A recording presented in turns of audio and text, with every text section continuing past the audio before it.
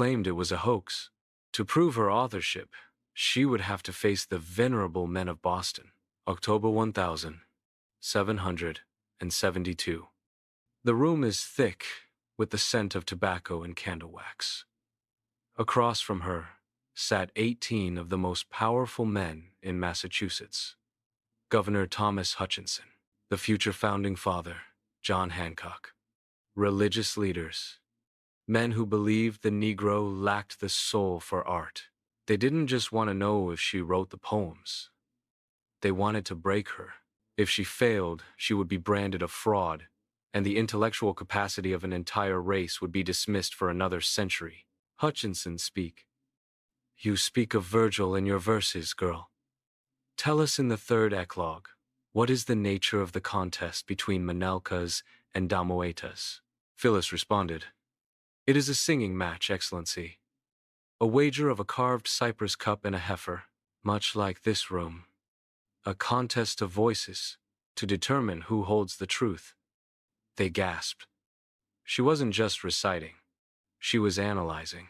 They pushed her on the nuances of Greek mythology, on the complexities of Isaiah's prophecies. To every trap, she had a key. Phillis. 'Twas mercy brought me from my pagan land, taught my benighted soul to understand that there's a God, that there's a Savior too. Once I, redemption neither sought nor knew. She looked John Hancock in the eye as she delivered the final blow of the poem. Remember, Christians, Negroes, black as Cain, may be refined and joined the angelic train. They had no choice.